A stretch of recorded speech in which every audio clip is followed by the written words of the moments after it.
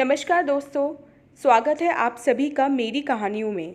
मैं हूं शिखा और एक बार फिर से आपके लेकर आई हूं एक नई कहानी और उम्मीद करती हूं कि ये कहानी भी बाकी कहानियों की तरह आपको बेहद पसंद आएगी और आप पहले की तरह अपना प्यार और सपोर्ट मेरी वीडियोस पर बनाए रखेंगे। तो चलिए अपनी आज की कहानी शुरू करते हैं। पहला प्यार और दूसरी शादी। डायरी की पहली पंक्ति पढ़ते ही मुस्कान ने पिता की तरफ देखा। पति की नज़रों में झांका। कमरे की दीवार से सटा खड़ा वो आदमी जिसको वो जानती तक नहीं, उसके सामने कैसे पढ़े। फिर माँ साधना की तस्वीर को देखते हुए बोली, शायद हमें नहीं पढ़ना चाहिए। साधना का क्रियाक्रम कर उनके सम्मान में डायरी देख बुलंद आवाज़ में पहली पंक्ति पढ़ बैठी। व्हील चेयर पर बैठे पिता ने पढ़ते रहने का इशारा किया। मुस्कान जो पहले डायरी बंद कर चुकी थी अब खोलकर आगे पढ़ने लगी।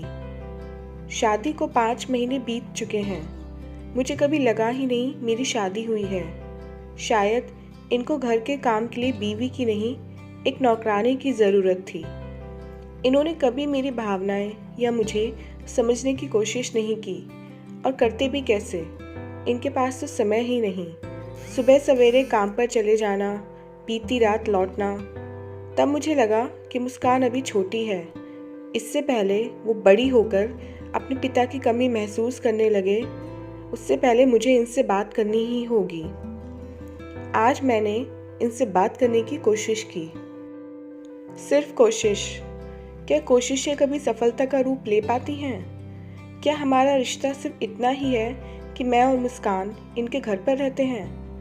आज करवा चौथ है। मैं चाह कर भी भक्ति और समर्पण के साथ व्रत नहीं रख सकी। हर पल कुणाल की याद मुझे सताती रही। कुणाल जैसे पति सिर्फ किस्से कहानियों में ही मिलते हैं। कितने खुश थे हम, न जाने किसकी नज़र हमारी ज़िंदगी की खुशियों को खा गई। शादी को सिर्फ 5 साल ही तो बीते थे। कुणाल की मौत के बाद उनके घर वालों पर मैं और मुस्कान बोझ बन गए थे। जब बच्चों को माँ बाप बोझ लग सकते हैं, ऐसे में कौन जवान बेटे की विधवा का बोझ उठाए। छोड़ आए मेरे पिता के पास, कभी ना लौटा ले जाने के लिए। मेरे पिता, उनका खुद का खर्चा मुश्किल था। ऐसे में 3 साल की नातिन और विधवा बेटी की चिंता ने पिता को चिता की तरफ धकेल दिया। अंतिम समय में पिताजी ने इन्हें फ़ोन करके बुलाया। जिस रोज ये आए, इनको देखते ही मेरे रोंगटे खड़े हो गए। उम्र में मुझसे 10-15 साल बड़े ही होंगे। साधारण सा दिखने वाला व्यक्ति, क्या यही है वो जो मुझे सहारा देगा? मेरे पिता के अंतिम शब्द थे, बेटा, कर्जा तो चुका नहीं सकता, कर्ज के बदले अपनी बेटी सौंप रहा हूँ, मुझे कर्ज मुक्त कर दो। कहते हुए पिता ने मेरा हाथ इनके हाथ में थमा दिया। क्या कर्ज चुकाने के लिए अपनी बेटी का हाथ किसी के भी हाथ में बिना बेटी से पूछे थमाना सही है? मैं हाथ झटक देना चाहती थी, उससे पहले ही इन्होंने मेरा हाथ छोड़ दिया। मैं पिता से इस तरह अपना सौदा करने से इनकार कर देना चाहती थी कि तभी पिता की हिचकी ने प्राण हर लिए। क्रियाकर्म के बाद इन्होंने चलने को कहा और मैं एक हाथ में मुस्कान और दूसरे में अपनी गठरी थामे बिन बोलते जानवर के समान चल पड़ी। पिता का अंतिम आदेश कैसे नकारती? एक विधवा छोटी बच्ची को लेकर कहाँ जाती, क्या करती? शायद पिता का फैसला ही सही हो। नरक, हाँ यही शब्द सही है, नरक ही तो है। 50 गज में बना छोटा सा घर जो शायद हल्के से भूकंप से ही धराशायी हो जाए। पिता के मरने के बाद ऐसी अनाथ हुई कि इस नरक को छोड़ कहीं जा भी नहीं सकती। कभी कभी ख्याल आता है आत्महत्या कर लूं, लेकिन अपने पहले प्यार की निशानी मुस्कान को छोड़कर कैसे चली जाऊं। सोचा था शायद शादी के बाद कुणाल को भूल जाऊंगी, लेकिन मैं उसको कभी नहीं भूल सकती। एक दिन इन्होंने मेरी डायरी पढ़ ली। मुझे बहुत डर लगा। डायरी पढ़कर ही मेरी तरफ बढ़े। इनके नज़दीक आते ही मैं कुर्सी से खड़ी हो गई। इन्होंने मेरे दोनों कंधे पकड़े। मेरी आंखें बंद होने लगी। मेरे अधर फड़फड़ाने लगे। मेरे शरीर की भूख जागृत हो चुकी थी। मैं भूखी थी प्रेम की, उस प्रेम की जो एक ब्याहता को मिलना चाहिए, उस प्रेम की जो मुझे शादी में मिला था, पिछले 5 महीनों से हम साथ हैं, लेकिन आज पहली बार इन्होंने छुआ तो तन बदन अग्नि के समान जल उठा। मेरी हालत ऐसी थी जैसे मछली बिन पानी को तड़पे। लेकिन इन्होंने कुछ नहीं किया।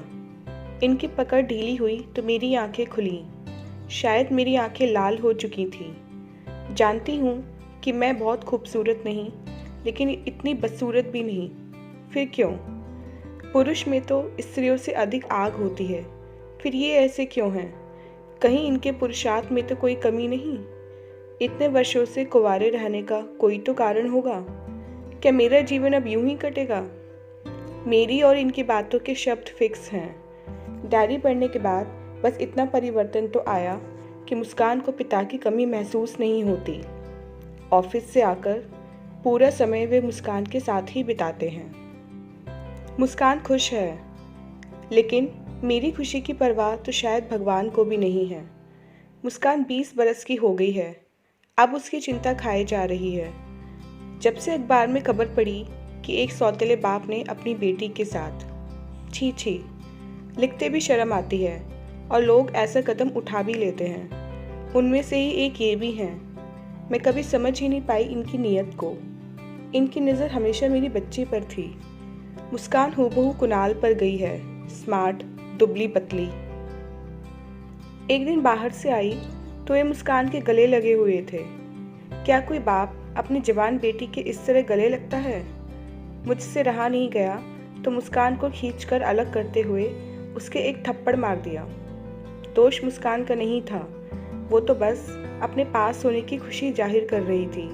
लेकिन इनको तो कम से कम शर्म आनी चाहिए ऐसा करते हुए। मुस्कान के गाल पर पड़ा तमाचा उस वहशी इंसान को सबक सिखाने के लिए काफ़ी था। मैंने कितनी ही बार पहले भी इनको देखा था, किसी न किसी बहाने मुस्कान के नज़दीक जाते हुए।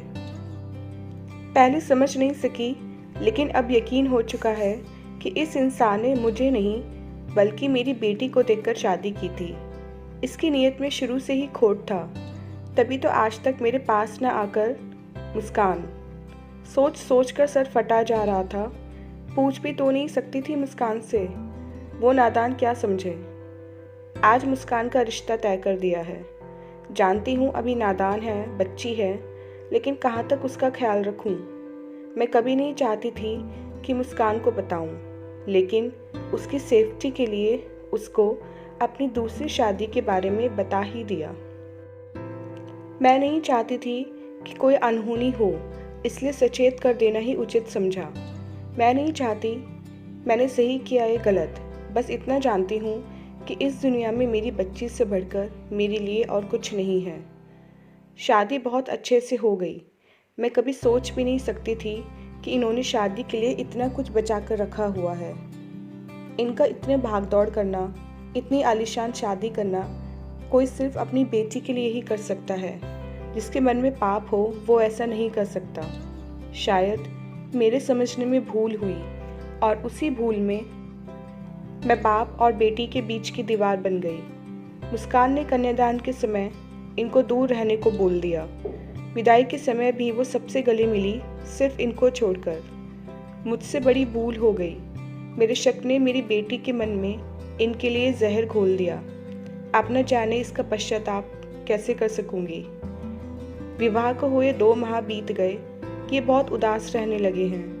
पहले जो थोड़ी बहुत बातचीत भी थी वो भी नहीं कर पाती। कहीं ना कहीं अपराध बोध होता है। जब अधिक घुटन महसूस हुई तो इन्हें छोड़कर मुस्कान के पास आकर रहने लगी। वहाँ जाकर भी मुझे चैन नहीं पड़ा। घर में एक बेजुबान जानवर भी पाल लो तो उससे भी लगाव हो जाता है। ऐसे ही मुझे भी इनसे लगाव हो चुका था। इनके साथ रहने की आदत बन चुकी थी। बेशक कितना भी रूखा जीवन बीता था, लेकिन साथ तो हमेशा थे। जिन्होंने कभी मुझे छुआ नहीं, जिन्होंने 2 मीठे बोल नहीं बोले, वो प्यार के बोल कैसे बोलते। अलग होकर मुझे सिर्फ इनकी याद आती थी। वो उदास चेहरा जो 20 सालों से देख रही थी, लेकिन कुछ समझ नहीं सकी। बीते समय को याद करती तो महसूस होता कि इन्होंने कभी किसी चीज़ की कमी मुझे और मुस्कान को महसूस नहीं होने दी। तो क्या सिर्फ मेरा ही दोष था इस दूरी के पीछे? मैं तो सिर्फ चाहती थी सुख, और ऐसा सुख जो एक ब्याहता को मिलता है। मैं इनकी ब्याहता कैसे हो सकती थी? न पंडित के मंत्र, न शहनाई, ना ही फेरे। वही 7 फेरे जो शादी को पूर्ण करते हैं वो तो हुए ही नहीं थे। मैं तो इनके गले डाल दी गई थी। फिर भी इन्होंने कभी मुझे और मुस्कान को पराया नहीं समझा। जब मुस्कान का फ़ोन आया तो वो बोली, स्वर्ग नर्क सब यही है। इंसान को उसके कर्मों की सज़ा देर सवेर मिलती ही है। उन्होंने जो बुरी नीयत मुझ पर रखी उसका फल तो भोगना पड़ेगा ही। मेरा गला भर आया, लेकिन दोष मुस्कान का नहीं था। इस सोच के पीछे मेरे शक की घृणित रचना थी। पिता शब्द को कलंकित करने में मैंने कोई कसर छोड़ी ही कहाँ थी। एक पिता का बच्ची को छूना, गले लगाना, सर सहलाना, गाल नोचना, अगर यह सब दोष है तो दुनिया का हर पिता दोषी है। मेरे किए गए पाप का कोई पश्चाताप नहीं है।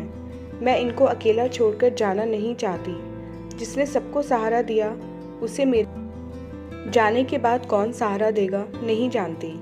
बिना 7 फेरों के बावजूद मैं 7 जन्म तक इनको ही अपने पति रूप में पाऊं, ऐसी कामना करती हूँ। लेकिन अब अपने स्वार्थ के लिए इनको और अधिक तड़पता नहीं देख सकती। अलविदा। डायरी में अंतिम लिखे शब्दों के साथ दूसरी शादी का भी अंत हो गया। मुस्कान माँ की तस्वीर को गले हिचकियाँ लेकर रोने लगी। मुस्कान अपनी गलतियों को समझ चुकी थी, तभी आंसुओं से अपने मैल को धो रही थी। फिर पिता के सीने से लिपटकर बोली, क्या आप मुझे माफ़ नहीं करेंगे? पिता ने अपना कांपता हाथ मुस्कान के सर पर रखा और उसके आंसू पोंछ डाले।